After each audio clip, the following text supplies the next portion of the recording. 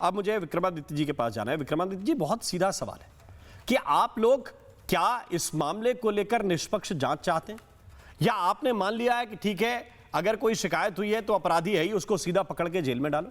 नहीं, क्या आप लोगों की इसमें? देखिए, निष्पक्ष जांच होनी चाहिए। हमारा विश्वास है कि कोई भी संत व्यक्ति, सनातनी व्यक्ति इस प्रकार का कार्य नहीं कर सकता जिसका सनातनी बेस है। ये जो पीठ है ना, हमारे बाबा की पीठ है, ब्रह्मानंद सरस्वती मेरे बाबा के मामा जी थे, और ये पीठ इतनी शुद्ध पीठ है कि इसके अंदर एक से एक ज्ञानी, वहां जो भी पीठ पे रहे हैं कि सबके सब ज्ञान से परिपूर्ण रहे हैं, अभिमुक्तेश्वरानंद तक समस्त ज्ञान से परिपूर्ण है, और वो ऐसा जघन्य पाप बिल्कुल नहीं कर सकते।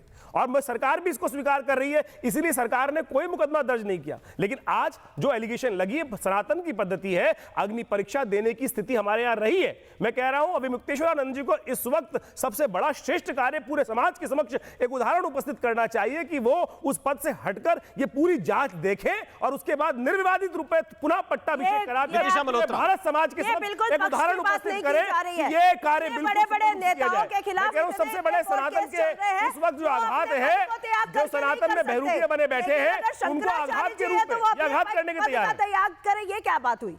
नहीं, नेताओं के खिलाफ भी बहुत सारी कार्रवाइयां, बहुत सारे एफआईआर, बहुत सारे पद पर बैठा हुआ व्यक्ति क्या पुलिस थाने जाए? मैं कह रहा हूं, पुलिस थाने अपमान हो रहा है देश का, इस बात का ध्यान रखना चाहिए। आप छोड़ दीजिए, आप उस पर क्यों बहस कर रही हैं? वो शंकराचार्य, अरे भैया, शंकराचार्य पद पर बैठे हुए व्यक्ति को आप क्या चाहते हैं कि सरकार, आप शंकराचार्य पद को आप अपमानित करना चाहते हैं? मैं नहीं चाहता कि शंकराचार्य पद अपमानित हो।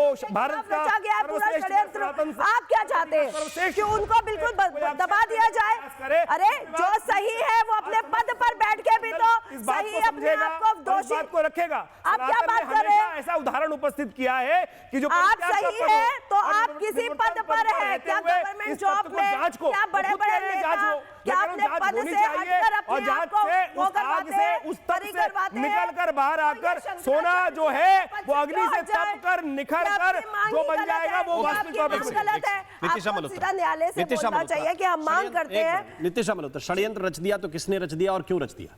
देखिए, षड्यंत्र तो रचा गया है। अगर बच्चों के साथ, मैं मानती हूँ बच्चों के साथ दुष्कर्म हुआ, चलिए मान लिया जाए, वो बच्चे मीडिया के पास नहीं गए, वो बच्चे पुलिस के पास नहीं गए, इतने माघ मेले में इतने लोग थे, उनके पास नहीं गए, उनके पास गए जिनका खुद का रिकॉर्ड गंदा है।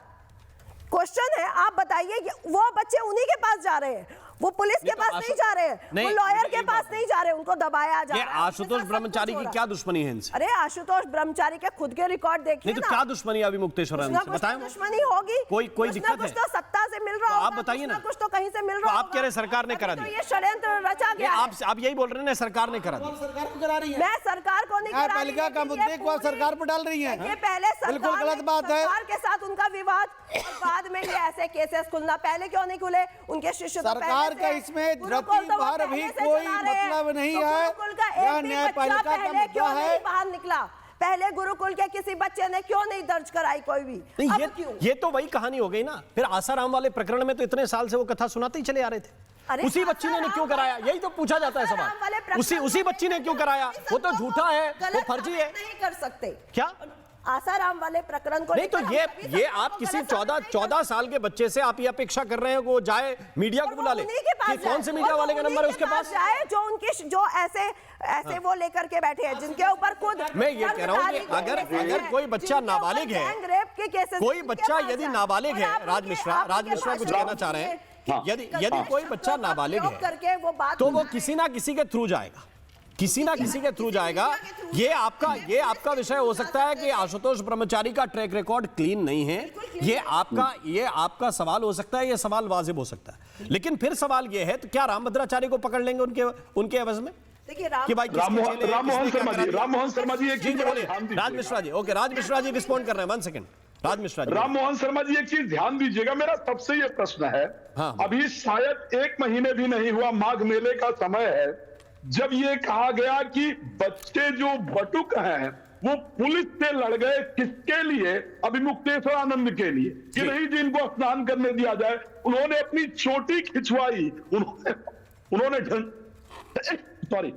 डंडे खाए, उन्होंने चोटी खिंचवाई, उन्होंने प्रताड़ना झेली। अब आप मुझे बता दीजिए अगर बच्चों के साथ दुष्कर्म हो रहा था तो ये तो पॉसिबल नहीं है कि जो बाकी विद्यार्थी हैं उनको इस बात का पता ना चले। जनरल सी बात है, वो सबको पता चलता है, और बच्चों का मामला तो जनरली छुपता नहीं है। उसके बाद वो बच्चे उसी व्यक्ति के ले जाएंगे लाठी खाने, उसी व्यक्ति के ले जाएंगे चोटी खिंचवाने। अच्छा, आप दूसरी बात मुझे बता दीजिए, भाई जो ब्रह्मचारी है, आशुतोष ब्रह्मचारी है, ना तो उनका अभिमुक्तेश्वरानंद के आश्रम से कोई लेना देना, न उनका वहां पर रहने का कोई मामला। बच्चों के साथ अगर कुछ होगा तो बच्चे किसको बताएंगे? अपने जो उनके नियरेस्ट जो लोग हैं, उनके जो पेरेंट्स हैं या उनके जो रिलेटिव्स हैं, उनके साथ चर्चा करने भाई जाएंगे, या जाएंगे ब्रह्मचारी को ढूंढने, आशुतोष ब्रह्मचारी? ओके, रीना सिंह रिस्पॉन्ड कीजिए, सवाल वाजिब है ये जी। देखिए, ये जो पूरा प्रकरण है ये माघ मेले का है। जगह जगह सभी के शिविर लगे हुए हैं, टेंट लगे हुए हैं।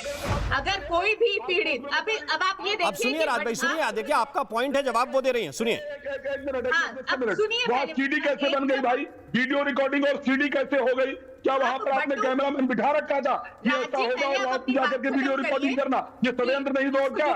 बोलिए, मैं जवाब दूंगी जी, बोलिए। एक तरफ आप ये मान रहे हैं कि बटुकों के ऊपर अत्याचार हुआ, बटुक किसने आगे किया बटुकों को? दूसरा, जब अत्याचार हुआ ये आपने सामने दिखा तो आप मान रहे हैं।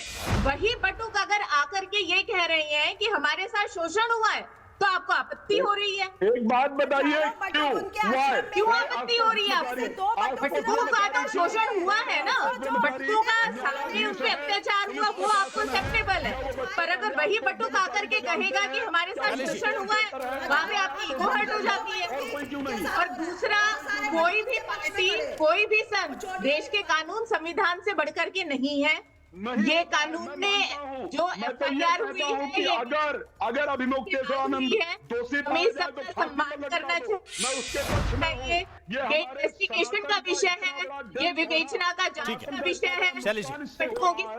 ओके रीना, आपकी बात आगे जी। देखिए, एक मिनट, शैलेश जी रिस्पॉन्ड कर रहे हैं। देखिए, ठीक है राज भाई, सुन लिया। बार बार अभी जो बहन हमारे सामने बैठी हैं और धर्मेंद्र जी, दोनों लोग बार बार सरकार पर मर रहे हैं और बोल रहे हैं समय ठीक नहीं है। ये इसी समय क्यों हुआ? मैं किसी पार्टी के साथ नहीं हूं। पहले तो यह मुद्दा न्यायपालिका का है, न्यायपालिका का मुद्दा है। माननीय जो निचली अदालत है वह निश्चित तौर पर उन बच्चों का संज्ञान में लेकर के उन्हें बुलाए होंगे, पक्ष और विपक्ष उनकी बात सुने होंगे, इसके बाद ही एफआईआर दर्ज हुआ है। अब यह माननीय न्यायालय का मुद्दा है।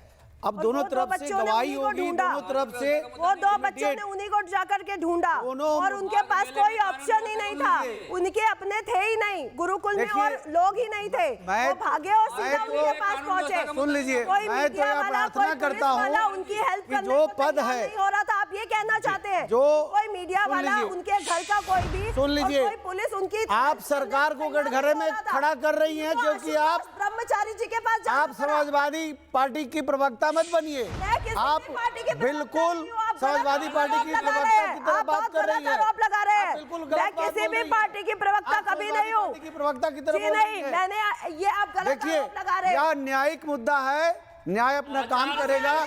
मैं खुद प्रार्थना करता हूँ कि यह जो मुद्दा है, यह शंकराचार्य पद की, बोलने दीजिए, आप लोग बोलने दीजिए, आप बोलने दीजिए। दर्ज नहीं हुई, माघ मेला में एफआईआर दर्ज नहीं हुई, ये कानून व्यवस्था का मुद्दा नहीं है। अब बोलिए ना, हाँ या ना? ये कानून व्यवस्था का मुद्दा नहीं है।